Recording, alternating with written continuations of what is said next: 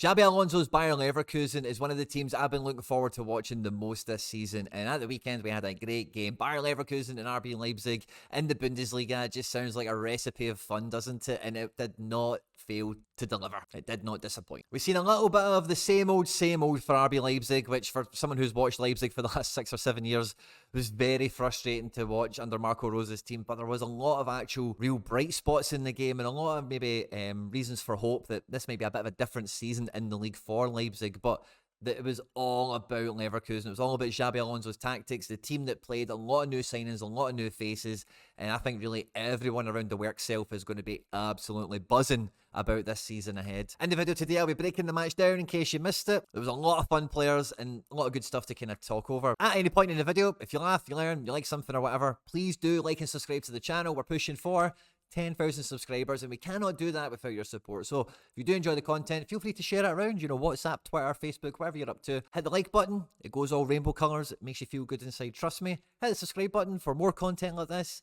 and jump into the comments section and let me know what you think. And let's just get stuck straight into it. Now, the last time we previewed Leverkusen, we were imagining they're going to keep up with this kind of three at the back that they've built. Tapsoba, Ta and Odilon. Keeping a hold of Frimpong in this game obviously showed. Frimpong was a hugely important figure in this game. Going off injured, we hope he's fine.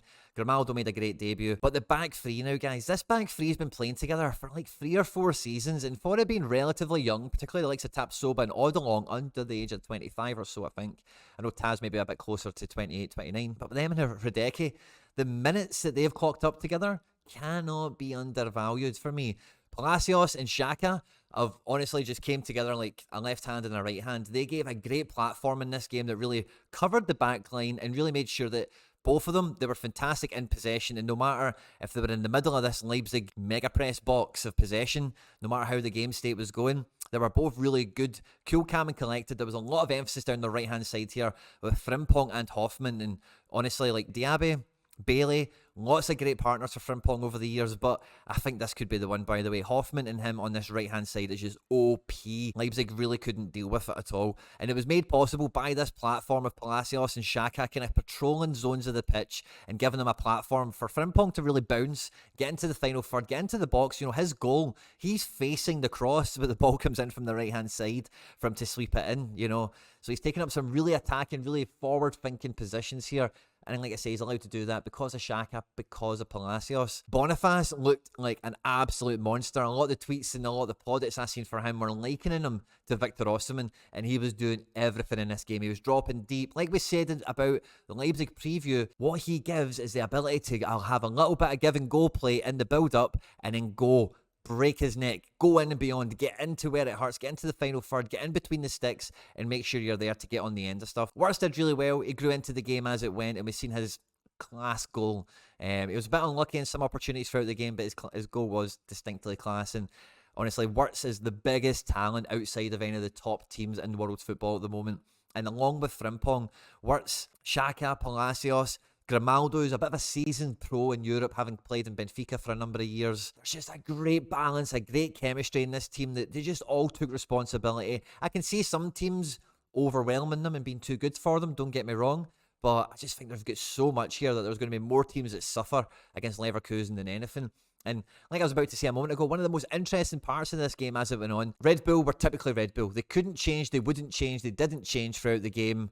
And it just feels that when you've only got these guys breaking their neck to give you width the whole game, Henriksen, Rom, and then you're relying on all these interchange box plays and the press and the all the stuff that they're up to. I just felt like Leverkusen just read it. And what they went and done as the game went on, and when it was a bit dicier, because Leverkusen would go ahead and then Leipzig would fight back, is Odilon was just allowed to go in here and do that kind of overload job that we see in so many top leagues now with like inverted fullbacks and that kind of thing. And even Man City, the likes of John Stones and Akanji. But Odilon was just taking up 12 yards quickly and just getting up there almost like a big target man to play off of. And again, because of Xhaka and Palacios, the relationship that's kind of built up here in the team and how well drilled they obviously are in these kind of roles, he was free to do that and it worked, and they never get caught out by it because they knew the way Leipzig play, they could get away with it at certain points in the game, and it really did click on.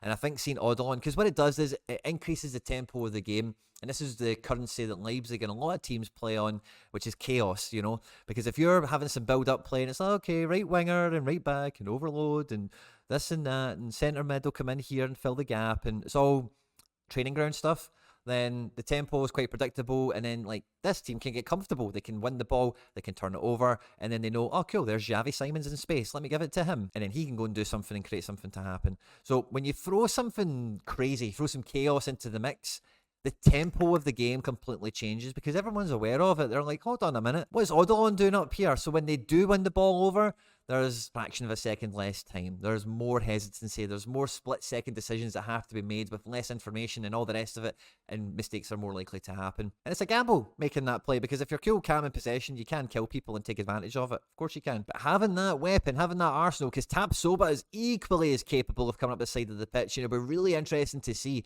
if this is a feature of this team, depending on where they see the weakness. Is it on this side of the pitch or on that side? Because we've seen Odilon do it in this game, and it'll be interesting to see if Tapsoba or even Big Ta gets involved in the action. We've seen them all go up for set pieces, of course, and as a back three, they are a real like set piece attacking unit. But yeah, overall, very, very impressed with everyone, particularly Boniface, particularly Frimpong again as ever. And I say Xhaka Palacios were brilliant together. If you watched the match yourself, let me know what you think about it. Let me know what you think about this Leverkusen squad in general. How well could they do this season? Can they get top 2? Could they get top 3?